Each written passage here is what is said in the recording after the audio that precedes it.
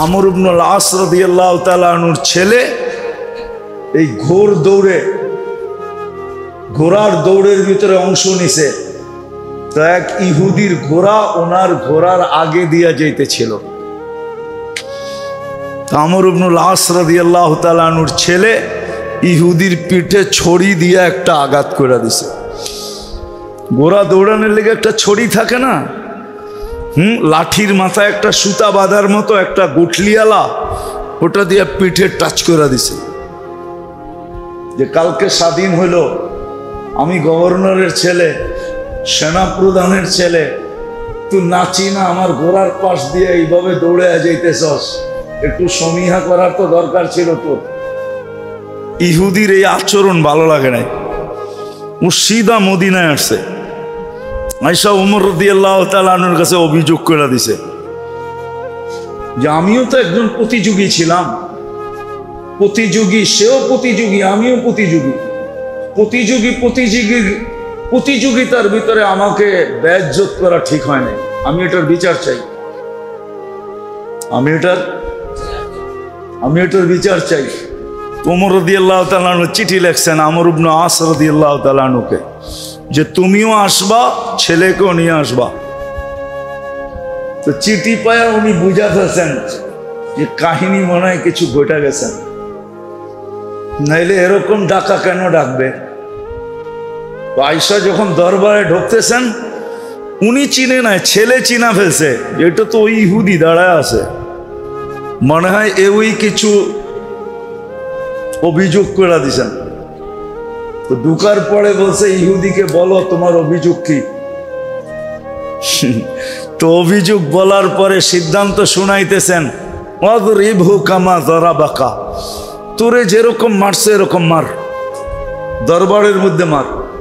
ওয়াখযুলহু কামা খাযালাকা, তোরে যেরকম বেইজ্জত করছে মদিনাবাসী সব সামনে, কারণ ওইখানে তো দরবার মানে মসজিদে নববীর বারিন্দায় হতো, পুরা মদিনা জমা, যেরকম বেইজ্জত করছে এরকম কর। তো ইহুদি মুস্কি হাসি দিয়া বলতেছে, না মারবো না, বেইজ্জত করব। আমার দেখার বিষয় ছিল, শুনতাম মুসলমানদের আমিরুল মুমিনিন বড় ন্যায় প্রায়ণ, এত ক্ষুদ্র বিষয় নিয়ে এরকম ইনসাফ করবে এটা আমার ধারণাই ছিল না। হাতটা বাড়ান, মুসলমান হই।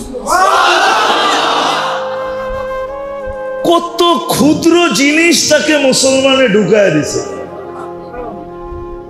আজকে আমাদের উপরে আঙ্গুল উঠে,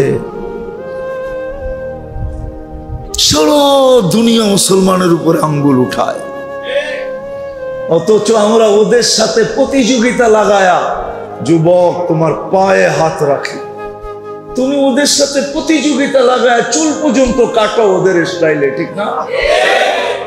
কাপড় পর্যন্ত পড়ো ওদের স্টাইলে, ঠিক না? বিয়ে শাদী সব ওদের স্টাইলে, ঠিক না? তারপরে তো আমাদের উপরে আঙ্গুল সারাদিন উঠায় না, উঠায় না? বলেন কেন উঠায়? এক যুবক তো নেটে না দেখা চুল কাটে না, সব যুবক তো নেটে দেখা চুল কাটে, সব মেয়েরা তো নেটে দেখা সাজগোজ করে, সব মেয়েরাই তো হাতের মেহেন্দি পর্যন্ত নেটে ডিজাইন দেখা লাগায়, পোশাক পর্যন্ত চয়েস করে নিজের নেটে দেখা, সবকিছু তো এখন নেটের মাধ্যমে হইতেছে। ওদের সাজে তো আমরা 24 ঘন্টা সাজলাম, তারপর তো বলতে পারতো তোরা যখন আমাদের রূপে রূপান্তরিত হয়ে গেছ তোদের উপরে আঙ্গুল উঠাবো না।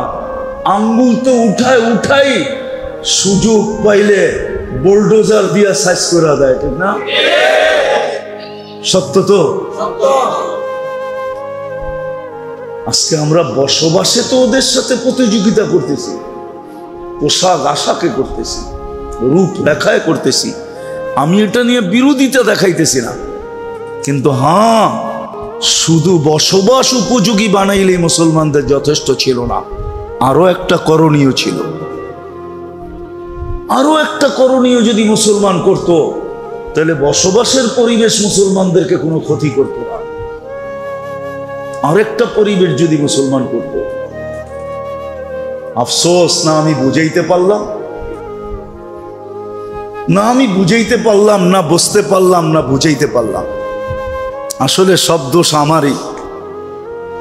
আমারই দোষ। আমি বুঝাইতেও পারি না, বুঝিও নাই। আরেকটা পরিবেশ যদি মুসলমান করত, সেটা হলো বসবাস উপযোগী পরিবেশের সাথে সাথে যদি মুসলমান নিজের পরিবেশটাকে দ্বীনি পরিবেশে রূপান্তরিত করত। দ্বীনি পরিবেশে, দ্বীনি পরিবেশে চ্যালেঞ্জ আমার সাথে বাংলাদেশের 18 কোটি মানুষের চ্যালেঞ্জ। আমার টুপি সারা দুনিয়ায় যত প্রশংসা কুড়াইছে, এই টুপি চ্যালেঞ্জ কেউ আমাকে দেখাইতে পারবে না যে ওর কোনো পোশাক দুনিয়াতে একটা প্রশংসা কুড়ায় আনছে। চ্যালেঞ্জ, আমি মসজিদে বসে বলতেছি, খোলা চ্যালেঞ্জ। আমি 99 দেশ ঘুরা শুধু টুপির যত প্রশংসা কুড়ায় আনছি। টুপির কেন, অনেক এয়ারপোর্টে টুপি খুলতে বলে চেকিং এর সময়। আমার এই টুপি যত প্রশংসা কুড়াইছে, প্রশংসা। পোশাক তো কুড়াইছে। চ্যালেঞ্জ, কারো সাফারি 100 ভাগ না 1 লাখের 1 ভাগ পারছে কিনা কুড়াইতে। যে 30 লক্ষ টাকা দিয়ে জুতা পরে, ওর জুতাও কোনোদিন প্রশংসা কুড়াইতে পারে না। ওটা তো পায়ে থাকে। লক্ষ টাকার কোটি টাকার হলেই কি আসা যায়? ও তো পায়ে থাকে, কি না মাথায় থাকে? আচ্ছা, যদি মাথায় দিল, কইলো এটার দাম 30 লাখ টাকা, মাথায় দিছি এই জন্য, তো সারা দুনিয়া বলবে পাবনা লয়া যাও। বাপ চক্কর ভালো না, কি করবো? লয়া যাও, পাবনায় লয়া যাও, বাপ চক্কর ভালো না। এখন হয়তো একটু ঢিলা হয়েছে, কয়েকদিন পরে পুলাটাই ঢিলা হয়ে যাবো। হ্যাঁ তো মেরে দোস্ত, শেষ কথার জায়গার দিকে চলে আসছি আমি। আমরা পরিবেশ বসবাসের জন্য তো গড়ছি বটে, কিন্তু আরেকটা পরিবেশ যে মুসলমানের জন্য দরকার ছিল, সেটা হলো দ্বীনি পরিবেশ। রাসূলুল্লাহ সাল্লাল্লাহু আলাইহি ওয়াসাল্লাম যেই দিন দুনিয়ার থেকে চলে যান, ওই মুহূর্তে উমর রাদিয়াল্লাহু তাআলা আনহু সবচেয়ে বেশি ব্যথিত ছিলেন। উনি খোলা তলোয়ার নিয়ে বলতেছিলেন, যে বলবে আল্লাহর রাসূল মারা গেছে, আমি তার স্যার উচ্ছেদ করব। কিন্তু উনি কোরআন জানতেন, মুখস্থ ছিল। কিন্তু আবু বকর সিদ্দিক রাদিয়াল্লাহু তাআলা আনহু আয়েশা যখন কোরআনের এক আয়াত পড়ছেন, ওমা মুহাম্মাদুন ইল্লা রাসূল কদ খালাত মিন ক্বাবলিহির রুসুল ফাইন মাতা, যখন এই আয়াত পড়ছেন, তিনি হাঁকুরা তাকায় বলতেছেন, আমার মনে হয় আমি এই মাত্রই শুনলাম, এর আগে কখনো শুনি নাই। বিলকুল ঠান্ডা হয়ে গেছেন। আমাদেরকে শিক্ষা দিছেন, দ্বীনি কথা যখন শুনবো, এই জন্য তাবলীগের উসুলের ভিতরে একটা কথা বারবার মুরব্বীরা বলেন, যে দিলের পেলা খালি করে বসো, যা আছে সব বাইরে ঢাইলা দিয়ে আইসো, আর এই মজলিসে যখন বসবে যেন পেয়ালাটা বিলকুল শূন্য থাকে, তাহলে তুমি ভৈরা নিয়ে উঠতে পারবে। আর যদি পেয়ালা ভরা থাকে, তাহলে হয়তো পেয়ালা হিসাবে কখনো কোনো পেয়ালায় জায়গাও থাকে না। আপনি নিবেন তো নিবেন কোথায়? উকছায়া পড়া যাবে, ঠিক না? এই জন্য আমাদের সমাজে দেখা যায়, সব মানুষই বলে, মুই কি কম বুঝি, মোরে বুঝাইতে হইবে। বরিশালের হুজুর রাগ হয়ে যাবে, তো বরিশালের প্রবাদ বাক্য, মুই কি কম বুঝি, মোরে বুঝাইতে হইবে। আপনি যদি বুঝেন, তাহলে আর বুঝ ভিতরে ঢুকবে না। এই জন্য তৃতীয় আদব হইল পেয়ালাকে বিলকুল শূন্য করে বসা, তাইলে কথা কাজে দিবে। যাক, আশা করি এই তিনটা আদব আমরা পুরা করব। যত বেশি মনোযোগ দিয়ে শুনতে পারি, পরিবেশকে যত বেশি শান্ত রাখতে পারি, নির্জুম রাখতে পারি, নড়াচড়াও যেন না হয়। আর তৃতীয় হইল নিজে কিচ্ছু জানি না, আমি বিলকুল এই মুহূর্তে অজ্ঞ, আমি কিচ্ছু জানি না। এইভাবে যখন শুনবো, এই তিন আদবকে পুরা করা যখন শুনবো, তো ইনশাআল্লাহ সুম্মা ইনশাআল্লাহ আশা করি কিছু নিয়ে উঠতে পারবো। দিলের ভিতরে আসর হবে, জীবনের ভিতরে রং ছড়াবে, রং।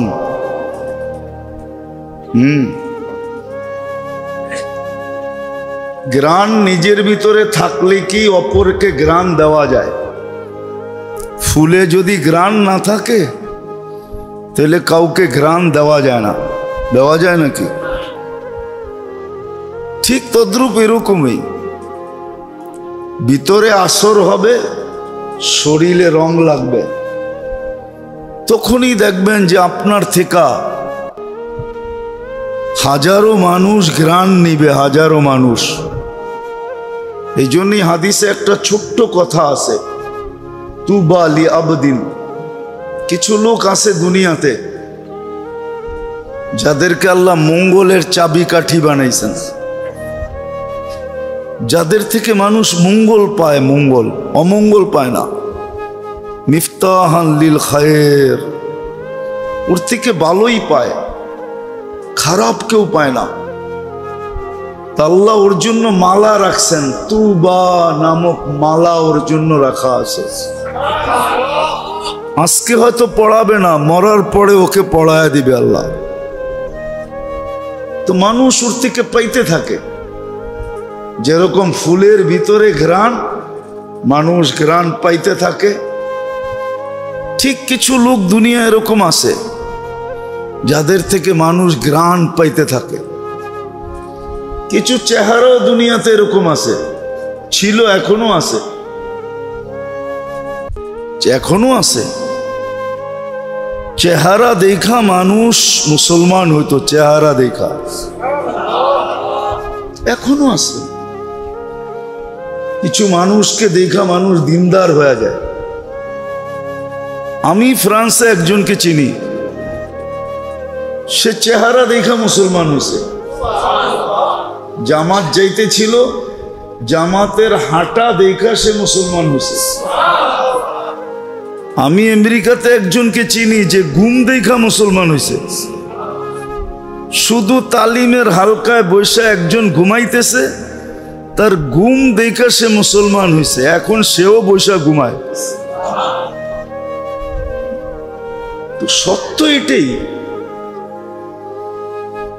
এই জন্য যখন আদব পুরা করে শুনবো, তখন ভিতরে আসর হবে, শরীরে ওটা ফুটা বাহির হবে। তখন চলা দেখা, বলা দেখা, উঠা দেখা, বসা দেখা, আচার দেখা, ব্যবহার দেখা, হ্যাঁ, মানুষ আকৃষ্ট হবে। আসলে মুসলমান ছিলই এই জিনিসটার নাম। মুসলমান কাকে বলে দেখেন? দুনিয়ার কিছু জিনিস আছে মানুষ দেখাই আকৃষ্ট হয়, দেখাই না হয় না? হ্যাঁ, এই যে টাইলসটা লাগাইছেন, এটা দেখেই তো আকৃষ্ট হয়েছেন, ঠিক না? হ্যাঁ, নইলে এটা কি? মাটি, মাটি না? মনে হয় বিশ্বাস করেন না। 100% মাটি, 1%ও কম নাই। এটার উপরে তয়ম্মুম করলে তয়ম্মুম হবে। হুজুররা আবার কি কয় জানি না, খুব এরকম চকচকা মাটি মুটি কিছু লাগবো না, তয়ম্মুম হবে না। মাটি এটা মাটি। তো মুসলমান বলে ওকে যাকে দেখলে মানুষ আকৃষ্ট হয়, ইসলামে ঢুকতে পাগল হয়, ওর নাম মুসলমান। মুসলমান কোনো শব্দের নাম না। মুসলমান তো ওকে যাকে দেখলে মানুষ ইসলামে ঢুকতে পাগল হয়। যেমন দেখা পিছ পিছ ঘুরতেছে, পিছ পিছ, আপনারা বুঝবেন না, যাদেরকে বুঝাইতেছি ওরা বুঝবে। দেখাই পিছ পিছ ঘুরতেছে, কোন সুযোগে একটু বলতে পারে কিনা আই ডট ডট ইউ। আবার 14 তারিখে একটা ফুলও হাতে ধরায় দিতে পারি কিনা দেখি। কি দেখা? কি দেখছে? রূপ দেখছে, ঠিক না? রূপ দেখেই তো যুবকরা বসতেছে, কিন্তু ওকে মজা লাগতেছে, রূপ দেখেই তো। তো মুসলমান হলো যাকে দেখা আল্লাহ দেখাই মানুষ ইসলামে ঢুকতে চায়, ওকে বলে মুসলমান। মুসলমান কোন শব্দের নাম না। ইসলাম একটা রাজপ্রাসাদের নাম। যেরকম দুনিয়ায় কিছু ঘর আছে যেগুলা নেটের ভিতরে সবচেয়ে বেশি ভাইরাল, সৌন্দর্যের দিক দিয়া, ডিজাইনের দিক দিয়া, সাজগোজের দিক দিয়া, আছে না এরকম কিছু ঘর, প্রাসাদ আছে না? ইসলাম একটা রাজপ্রাসাদের নাম,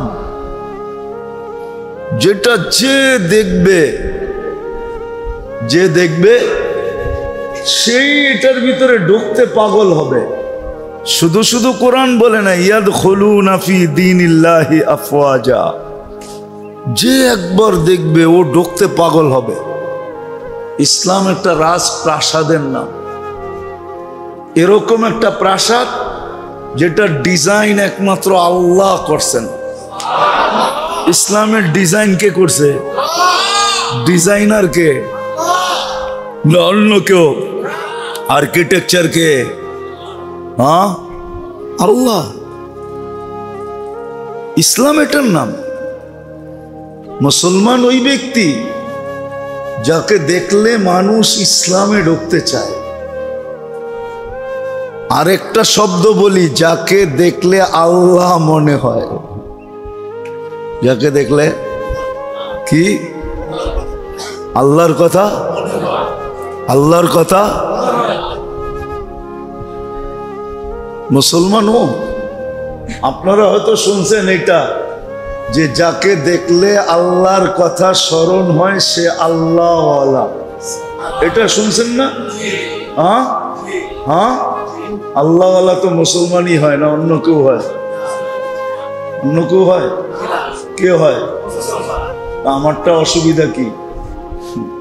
মুসলমান ও যারে দেখলে আল্লাহ স্মরণ হয়, যে লোকটা এরকম, এর আল্লাহ জানি কিরকম। ইসলাম একটা শব্দের নাম না। এই জন্য মেরে আবারও বলতেছি, কিন্তু কথা এখনো শুরু হয় নাই, একটু পরে শুরু হবে। আদাব পুরা করে শুনবো তো ভিতরে ক্রিয়া হবে, শরীরে রং ছড়াবে।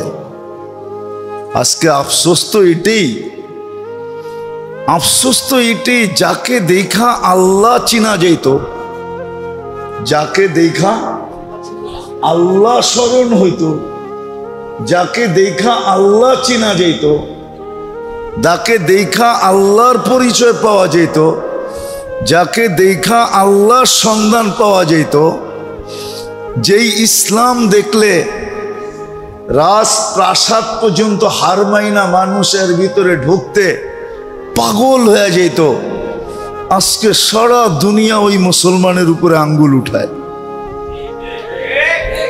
আফসোস তো আমার এইখানেই, কিন্তু আমার কাছে তো ভাষা নাই, জাদু নাই। যদি থাকতো এরকম, তাহলে আমি দুনিয়াকে বুঝায় ছেড়া দিতাম যে মুসলমান কি জিনিস আর ইসলাম কি জিনিস। কিন্তু ভাষাও নাই, জাদুও জানি না। আজকে মুসলমান দেখা মানুষ আঙ্গুল উঠায়, ঠিক না? না উঠায় না? উঠায় না? সবচেয়ে বেশি দুনিয়ার আঙ্গুল কার উপরে?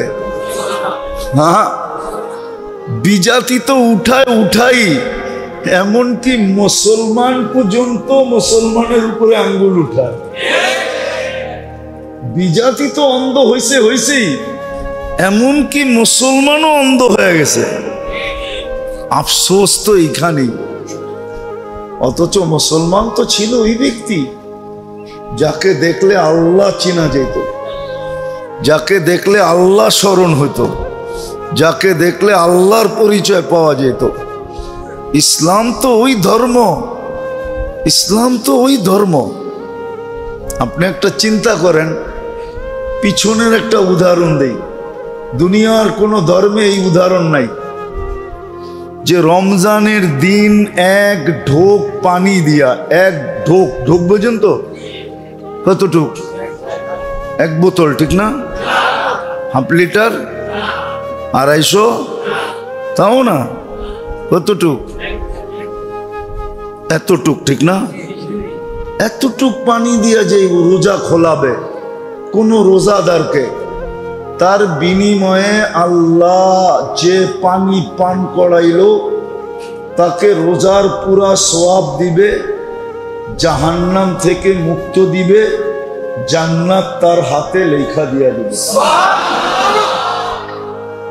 বলেন, দুনিয়ার কোন ধর্ম এই কথা বলতে পারবে?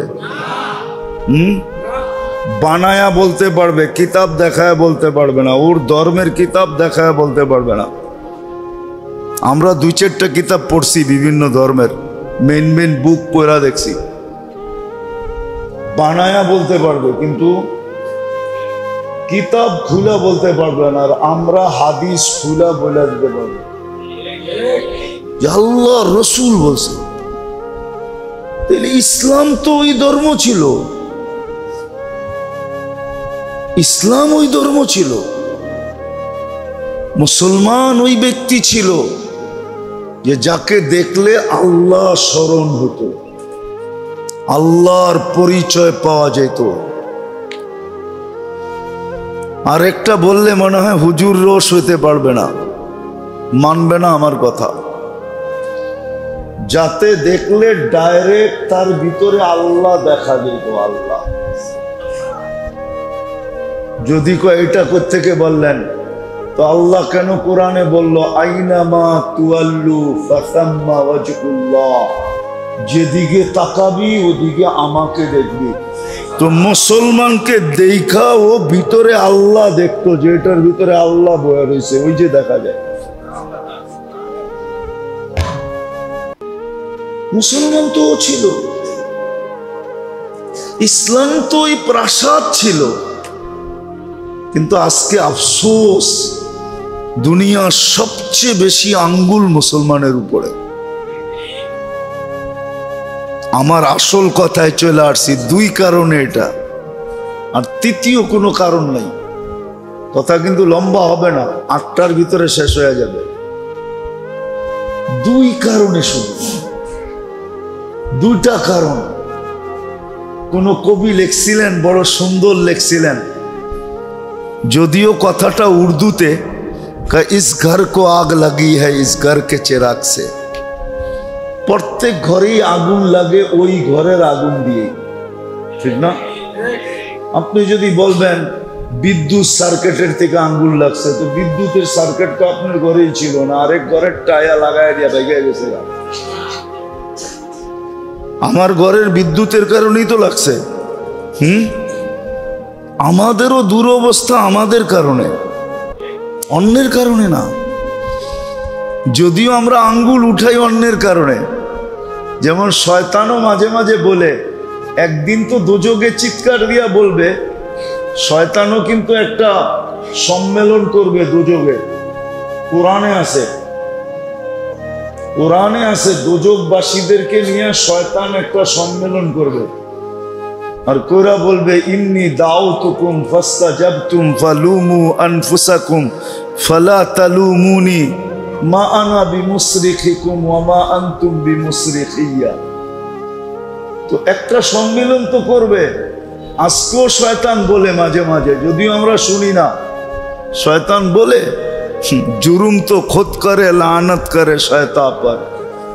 সব তো তোরাই করস, খামাখা আমার উপরে আঙ্গুল উঠাস কেন?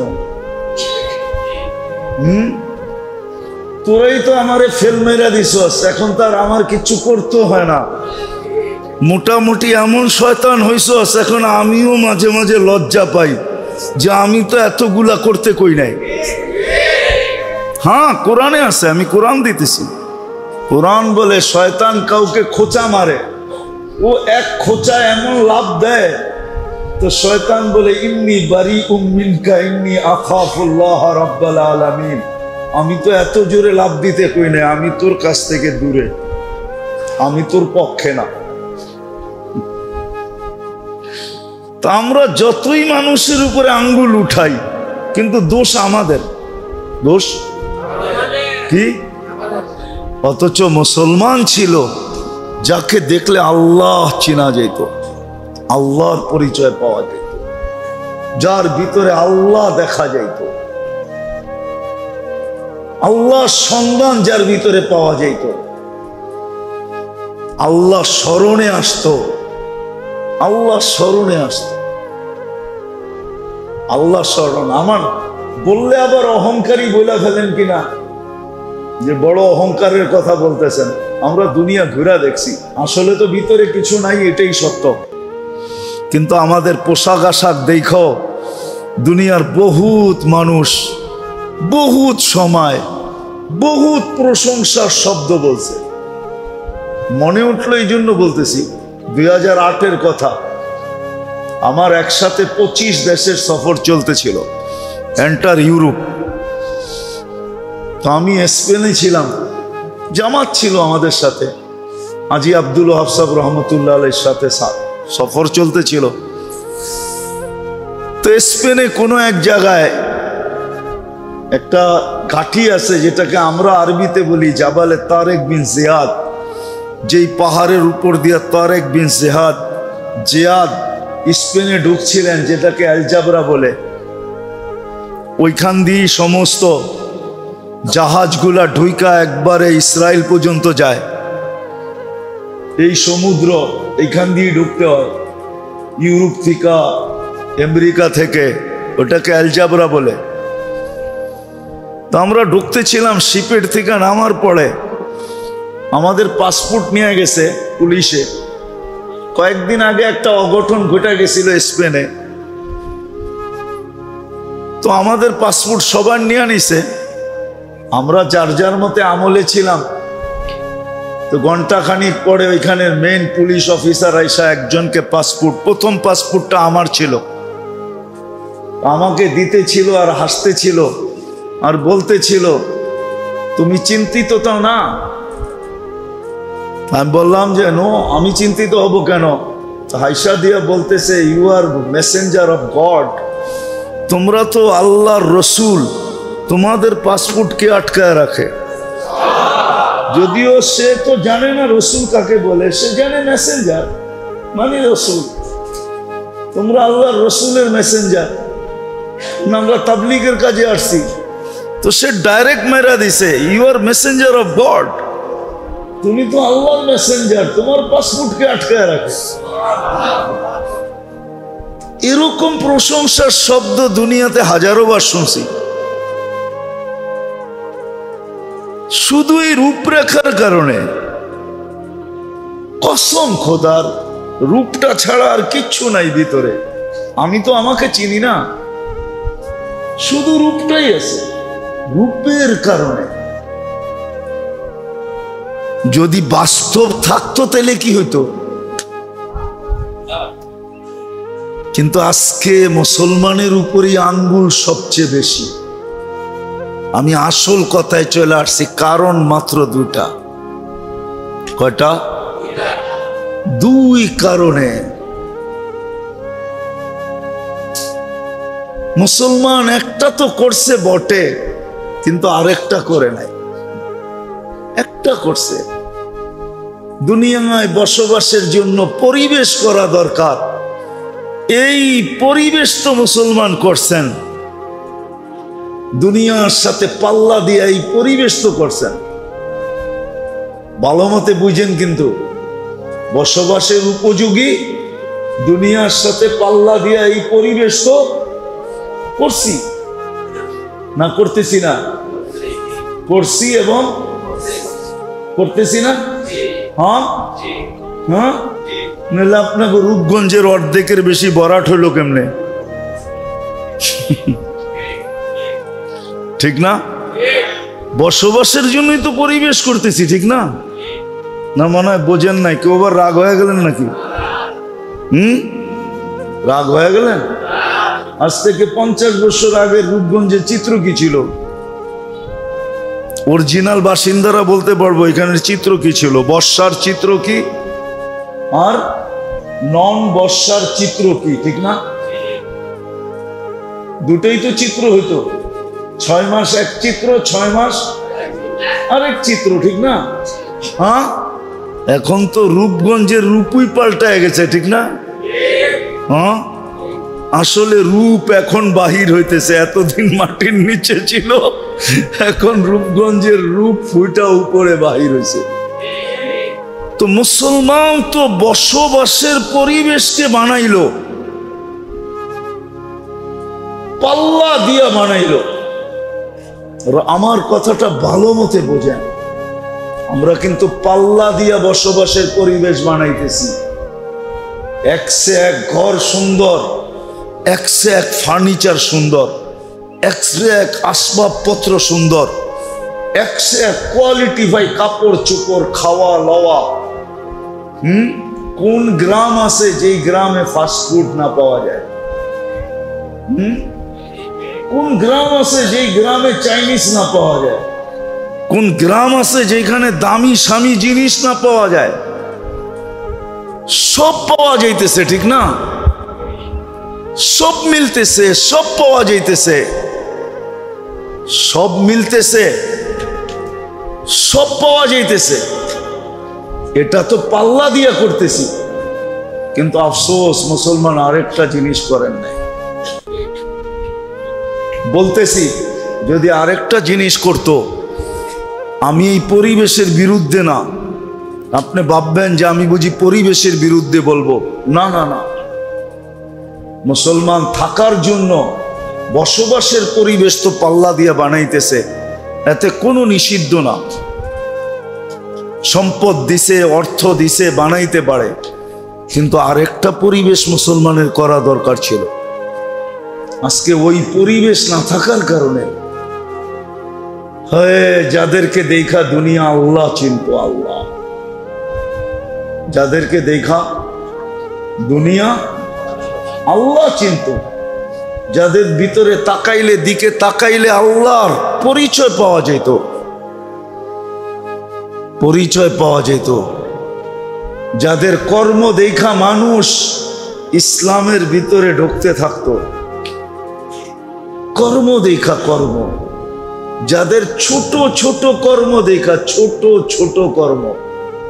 কি একটা কাহিনী মনে উঠলো, এই জন্য বলতেছি। আগে আমাদের দেশে রেস কোর্স ছিল, ঘোড়ার দৌড় হতো। কোথায় হইতো এটা জানেন? ময়দানটা কোনটা? রবনা পার্কের অপোজিটে যেটা, ওটা ছিল রেস কোর্স ময়দান। সরোয়ারদি, ওইখানে উনি বন্ধ করছে এটা। আগের যুগে ঘোড়া দৌড় হইতো। তো মিশর যখন স্বাধীন হয়, তো আমর ইবনুল আস রাদিয়াল্লাহু তাআলা আনহু সেনাপতি ছিলেন। তো ঘোড়ার দৌড় চলতেছিল। আমর ইবনুল আস রাদিয়াল্লাহু তাআলা আনহু মাত্র স্বাধীন হয়েছে। নতুন নতুন স্বাধীন হলে তো কিছু এলোমেলো থাকেই, ঠিক না? যারা স্বাধীন করে এদের ভিতরে বাদ থাকে, যারা পরস্ত হয় ওদের মধ্যেও একটা ভয় থাকে, ঠিক না? তো মাত্র কয়েকদিন স্বাধীন হয়েছে, তো ঘোড় দৌড় চলতেছে। আমর ইবনুল আস রাদিয়াল্লাহু তাআলা আনহুর ছেলে এই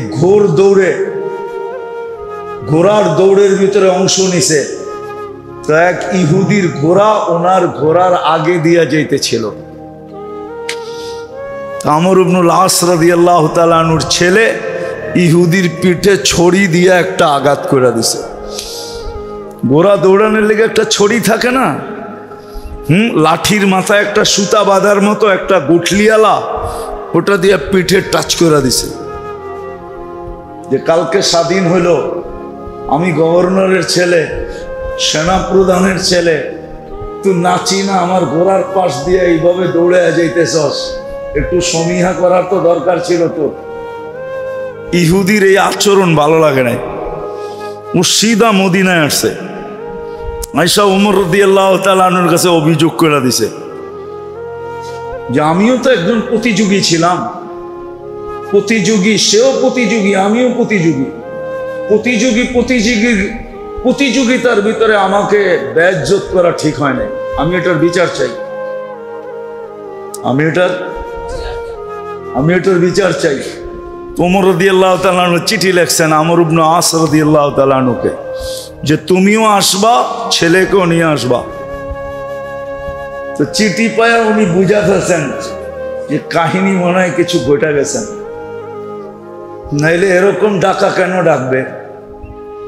তো আয়েশা যখন দরবারে ঢুকতেছেন, উনি চিনে নাই, ছেলে চিনা ফেলছে যে এটা তো ওই ইহুদি দাঁড়ায় আছে, মনে হয় ওই কিছু অভিযোগ করে দিছেন। তো ঢুকার পরে বলছে ইহুদিকে বলো তোমার অভিযোগ কি। তো অভিযোগ বলার পরে সিদ্ধান্ত শুনাইতেছেন, ওয়াদরিবহু কামা যারাবাকা, তোরে যেরকম মারছে এরকম মার, দরবারের মধ্যে মার। ওয়াখযুলহু কামা খাযালাকা, তোরে যেরকম বেইজ্জত করছে মদিনাবাসী সব সামনে, কারণ ওইখানে তো দরবার মানে মসজিদে নববীর বারিন্দায় হতো, পুরা মদিনা জমা, যেরকম বেইজ্জত করছে এরকম কর। তো ইহুদি মুস্কি হাসি দিয়া বলতেছে, না মারবো না, বেইজ্জত করব।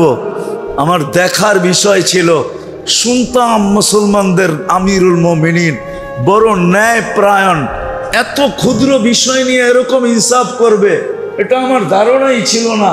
হাতটা বাড়ান, মুসলমান হইল। কত ক্ষুদ্র জিনিসটাকে মুসলমানে ঢুকায় দিছে। আজকে আমাদের উপরে আঙ্গুল উঠে,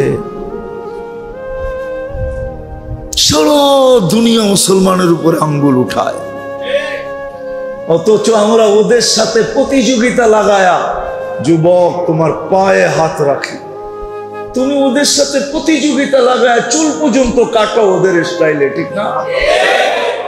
কাপড় পর্যন্ত পড়ো ওদের স্টাইলে, ঠিক না? বিয়ে শাদী সব ওদের স্টাইলে, ঠিক না? তারপরে তো আমাদের উপরে আঙ্গুল সারাদিন উঠায় না, উঠায় না? বলেন কেন উঠায়? এক যুবক তো নেটে না দেখা চুল কাটে না, সব যুবক তো নেটে দেখা চুল কাটে, সব মেয়েরা তো নেটে দেখা সাজগোজ করে, সব মেয়েরাই তো হাতের মেহেন্দি পর্যন্ত নেটে ডিজাইন দেখা লাগায়, পোশাক পর্যন্ত চয়েস করে নিজের নেটে দেখা, সবকিছু তো এখন নেটের মাধ্যমে হইতেছে। ওদের সাজে তো আমরা 24 ঘন্টা সাজলাম, তারপর তো বলতে পারতো তোরা যখন আমাদের রূপে রূপান্তরিত হয়ে গেছ তোদের উপরে আঙ্গুল উঠাবো না। আঙ্গুল তো উঠাই সুযোগ পাইলে বুলডোজার দিয়া সাইজ করে দেয়, ঠিক না? সত্য তো। আজকে আমরা বসবাসে তো ওদের সাথে প্রতিযোগিতা করতেছি, পোশাক আশাকে করতেছি, রূপ দেখায় করতেছি। আমি এটা নিয়ে বিরোধিতা দেখাইতেছি না, কিন্তু হ্যাঁ, শুধু বসবাস উপযোগী বানাইলেই মুসলমানদের যথেষ্ট ছিল না, আরো একটা করণীয় ছিল। আরো একটা করণীয় যদি মুসলমান করত, তাহলে বসবাসের পরিবেশ মুসলমানদেরকে কোনো ক্ষতি করত না। আরেকটা পরিবেশ যদি মুসলমান করত, আফসোস না আমি বুঝাইতে পারলাম না, আমি বুঝাইতে পারলাম না, বুঝতে পারলাম না, বুঝাইতে পারলাম। আসলে সব দোষ আমারই, আমারই দোষ, আমি বুঝেইতেও পারি না, বুঝিও নাই। আরেকটা পরিবেশ যদি মুসলমান করত, সেটা হলো বসবাস উপযোগী পরিবেশের সাথে সাথে যদি মুসলমান নিজের পরিবেশটাকে দ্বীনি পরিবেশে রূপান্তরিত করত, দ্বীনি পরিবেশে, দ্বীনি পরিবেশে। চ্যালেঞ্জ আমার সাথে বাংলাদেশের 18 কোটি মানুষের চ্যালেঞ্জ। আমার টুপি সারা দুনিয়ায় যত প্রশংসা কুড়াইছে, এই টুপি চ্যালেঞ্জ কেউ আমাকে দেখাইতে পারবে না যে ওর কোনো পোশাক দুনিয়াতে একটা প্রশংসা কুড়ায় আনছে। চ্যালেঞ্জ, আমি মসজিদে বসে বলতেছি, খোলা চ্যালেঞ্জ।